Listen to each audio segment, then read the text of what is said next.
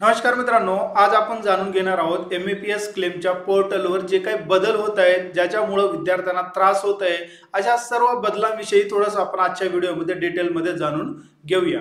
चला तर मग आजच्या व्हिडिओला वेळ न लावता व्हिडिओ स्टार्ट करूया।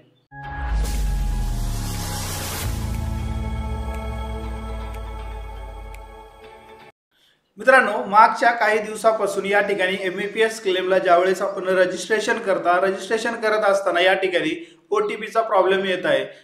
ओटीपी मध्ये बघितलं तर ईमेलही ओटीपी व्हेरीफाय होत नाही, त्यानंतर आधार ओटीपी होत नाही, त्याच्यानंतर तुम्हाला मोबाईलही या ठिकाणी व्हेरीफाय होत नाही।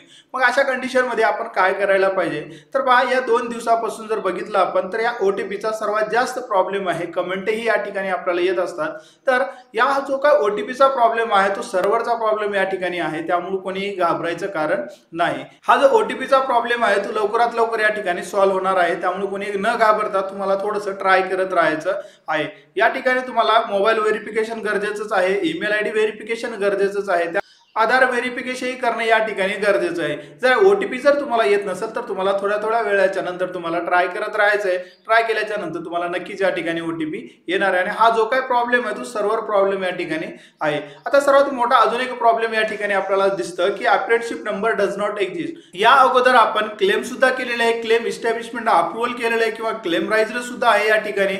मग अशा कंडिशन मध्ये आपण क्लेम सबमिट केल्याच्या नंतर क्लेम अप्रूव्हल झाल्याच्या नंतरही आपल्याला apprenticeship number does not exist अशा प्रकारचा मेसेज पोर्टलवर शो होते।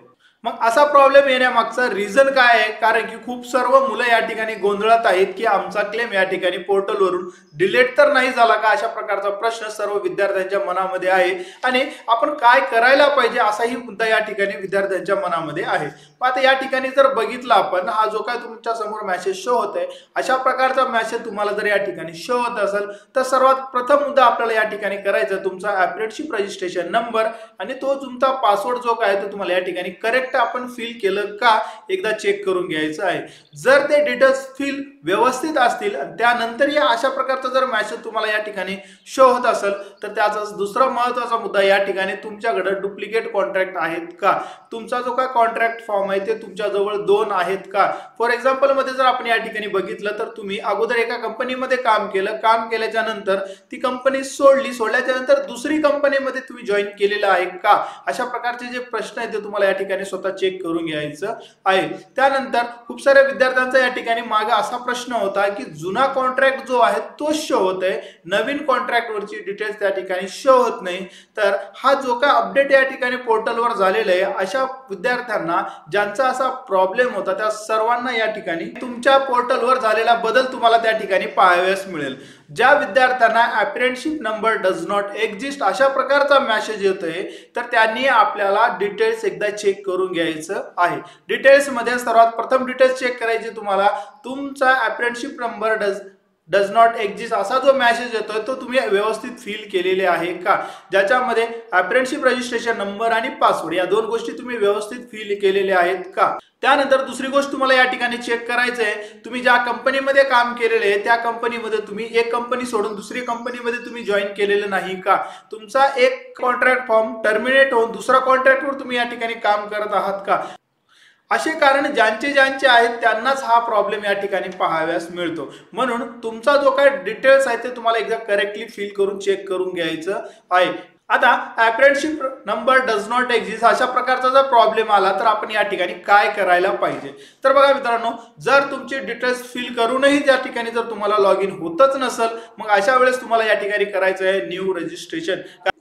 जेवढे काही डुप्लिकेट कॉन्ट्रॅक्टने क्लेम झाले होते किंवा चुकीचे क्लेम या ठिकाणी अप्रूव्हल झाले होते ते जास्तीत जास्त प्रमाणामध्ये क्लेम डिलीट सुद्धा या ठिकाणी झालेले आहेत। आता माझ्या स्वतःचे जे काही विद्यार्थ्यांची मी कॅन्डिडेटचे रजिस्ट्रेशन केलं होतं त्यांना सुद्धा अशाच प्रकारचा काही जणांचा प्रॉब्लेम होता, तर त्या ठिकाणी काही जणांना या ठिकाणी आपण न्यू रजिस्ट्रेशन करून दिलेलं आहे, तर काही जणांना या ठिकाणी त्याच्यावरच डिटेल्स करेक्ट फिल केल्याच्या नंतर तो प्रॉब्लेम सॉल्व्ह झालेला आहे।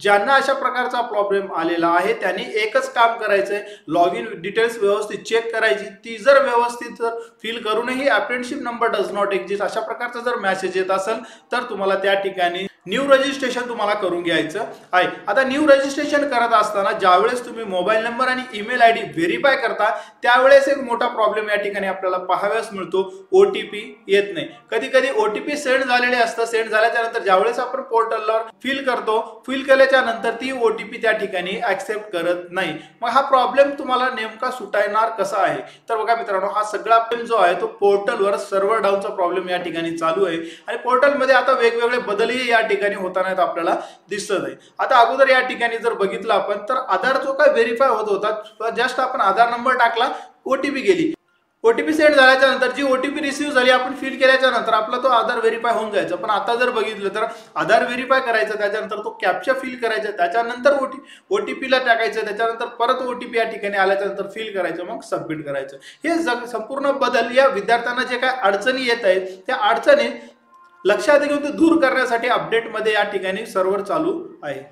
म्हणून ज्यांना ज्यांना या ठिकाणी ओटीपीचा प्रॉब्लेम आहे त्यांनी थोड्या वेळानंतर ट्राय करत राहायचं आहे। त्यानंतर राहिला प्रश्न ओटीपी संदर्भात अजून एक विद्यार्थ्यांच्या मनामध्ये जास्त प्रमाणामध्ये येतो, तो फॉरगेट पासवर्डचा।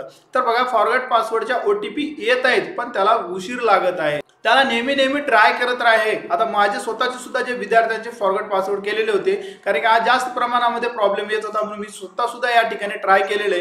तर बघा, कमीत कमी 15-20 2 दिवस 3 दिवसाच्या नंतर ती ओटीपी आल्याच्या नंतर तुम्हाला त्या ठिकाणी प्रॉब्लेम सॉल्व्ह होते। सर्वात महत्त्वाचा मुद्दा या ठिकाणी, आपण ज्यावेळेस रजिस्ट्रेशन करता किंवा कुठलीही नोंदणी करता त्यावेळेस आपण काय फील केलेले ते लगेच आपल्याला लिहून ठेवणं गरजेचं असतं, नाहीतर मग ऐन वेळी अशा प्रकारचे प्रॉब्लेम या ठिकाणी निर्माण होत असतात। आता या एमएपीएस क्लेम पोर्टलवर ओटीपीचा प्रॉब्लेम जो काय फॉरगेट पासवर्डचा आहे ते खूप दिवसापासून या ठिकाणी आहे, तो अजूनही सॉल्व्ह झालेला नाही। म्हणून ज्यावेळेसही तुम्ही या ठिकाणी फॉरगेट पासवर्ड करता तर तुम्हाला थोड्या वेळाच्या नंतर ट्राय करत राहायचं आहे। म्हणजे तुम्हाला डेलीच्या डेली जर नेहमी जर तुम्ही जर या ठिकाणी ट्राय केलं, म्हणजे जास्त प्रमाणामध्ये जर तुम्ही या ठिकाणी ट्राय केलं तर तुम्हाला त्या ठिकाणी ओटीपी रिसीव्ह होणार नाही। पण तुम्हाला दिवसातून 5 ते 7 वेळेस अशा पद्धतीने आणि जास्तीत जास्त करून नाईटच्या वेळेला जर तुम्ही या ठिकाणी जर ट्राय केलं तर तुम्हाला नक्कीच या ठिकाणी ओटीपी रिसीव्ह होणार आहे आणि तुमचा जो काय पासवर्ड आहे ते तुम्ही फॉरगेट करू शकता। म्हणून ज्यांना ज्यांना या ठिकाणी ओटीपी येत नाही आणि अप्रेंटिसशिप डज नॉट एक्झिस्ट अशा प्रकारचा मेसेज येत आहे, तर त्यांनी जर छोट्या जर स्टेप या जे तुम्हाला सांगितलंय जर त्या जर तुम्ही फॉलो केल्या तर तुमचा जो काय एमएपीएस क्लेम पोर्टलवरील जो प्रॉब्लेम आहे ते तुम्हाला या ठिकाणी सॉल्व्ह होऊन जाईल। फक्त तुम्हाला या ठिकाणी गोंधळून न जाता, घाबरून न जाता तुम्हाला थोडंसं ट्राय करत राहायचं आहे। हा जो काय प्रॉब्लेम आहे तो सर्व प्रॉब्लेम तुम्हाला या पोर्टलवरच्या बदलामुळे या ठिकाणी तुम्हाला दिसत आहे। तर मित्रांनो, आजच्या व्हिडिओमध्ये आपण जो काय ओटीपीचा प्रॉब्लेम होता, त्यानंतर अप्रेंटिसशिप डज नॉट एक्झिस्ट अशा प्रकारचा जो काय मेसेज होता त्याच्याविषयी आपण थोडंसं माहिती घेतली। इथून येणाऱ्या नेक्स्ट व्हिडिओमध्ये आपण या ठिकाणी एमएपीएस क्लेम धारकांसाठी नेक्स्ट स्टेज या ठिकाणी कधी येणार आहे, ज्याच्यामध्ये तुम्हाला पैसे किती डिस्ट्रीब्यूट होणार आहेत याच्याविषयी घेणार आहोत। म्हणून चॅनलवर जर नवीन असाल तर चॅनलला सबस्क्राईब करून बेल आयकॉनला क्लिक करायला विसरू नका, कारण की अशाच प्रकारचे एमएपीएस क्लेमचे लेटेस्ट व्हिडिओ मी तुमच्या समोर घेऊन येत असतो। तर भेटूया अशाच प्रकारच्या नवीन अपडेट सोबत नेक्स्ट व्हिडिओमध्ये। तोपर्यंत नमस्कार।